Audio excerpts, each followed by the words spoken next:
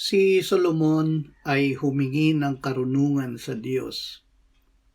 Sumagot ang Diyos, "Ibibigay ko sa iyo ang kahilingan mo. Bibigyan kita ng karunungan at kaalaman na hindi pa naangkin ng kahit sino noon at sa darating na panahon. Bibigyan din kita ng hindi mo hiningi, ang kayamanan at karangalan, para walang hari na makapantay sa iyo sa buong buhay mo." Unang Hari 3:12-13. Mula sa karunungan at kayamanang bigay ng Diyos ay nalaman ni Solomon ang katotohanan ito. Ang mga taong mapagbigay ay lalong yumayaman, ngunit ang mga taong sakim ay hahantong sa kahirapan. Ang taong mapagbigay ay magtatagumpay sa buhay. Ang taong tumutulong ay tiyak na tutulungan. Kawikaan 11:24-25. Bakit lalong yumayaman ang taong mapagbigay? Dahil ito ay katangian ng Diyos.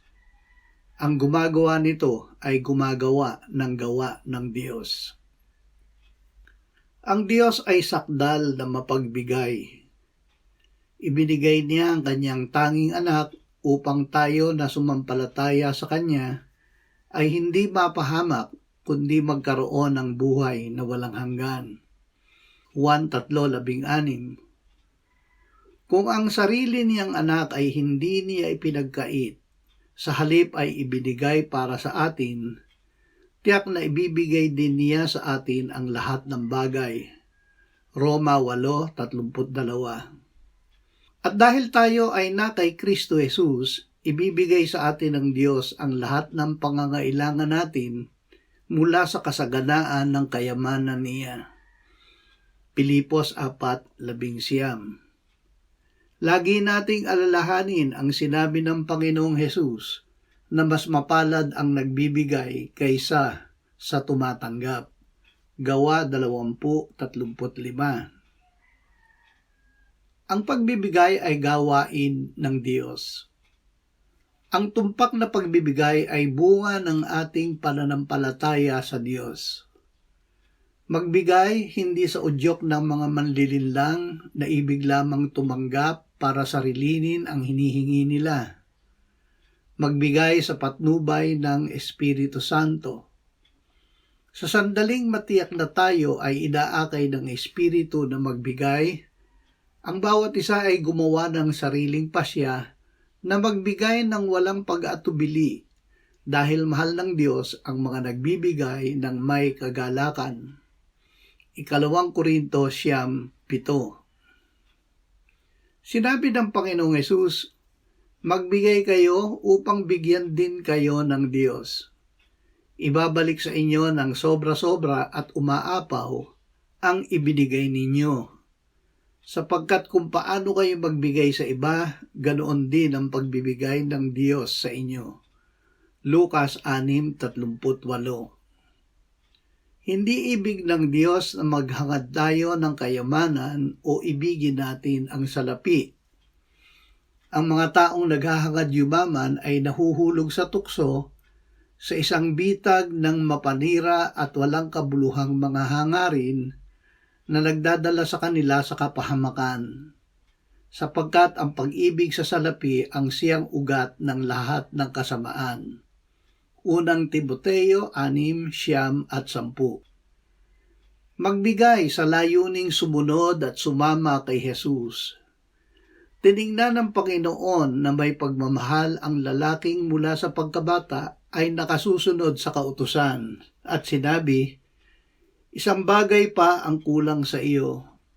Umuwi ka at ipagbili ang mga ari-arian mo at ipamigay mo ang pera sa mga mahihirap at magkakaroon ka ng kayamanan sa langit.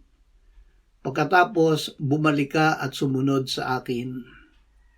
Nalungkot ang lalaki nang marinig ito at umalis siyang malungkot dahil napakayaman niya.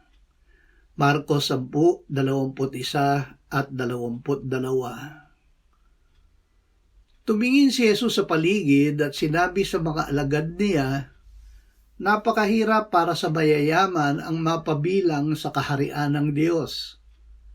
Mga anak, napakahirap talagang mapabilang sa kaharian ng Diyos. Mas madali pang makapasok ang isang kamelyo sa butas ng karayom kaysa sa mapabilang ang isang mayaman sa kaharian ng Diyos. Kaya nagtanong sila, kung ganoon po, sino na lang ang maliligtas? Tiningnan sila ni Jesus at sinabi, "Imposible ito sa tao pero hindi sa Diyos, dahil ang lahat ay posible sa Diyos." Marcos 10:23-26.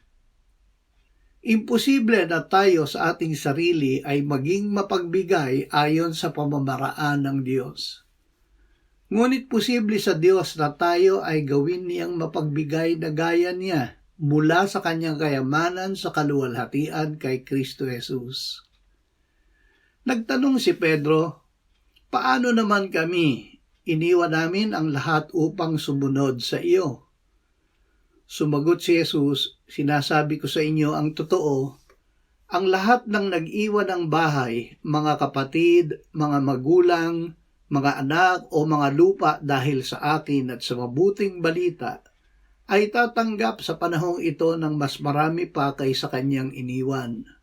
Mga bahay, mga kapatid, mga ina, mga anak, mga lupa, pati mga pag-uusig, at tatanggap din sila ng buhay na walang hanggan sa darating na panahon." Marcos 10:27-30.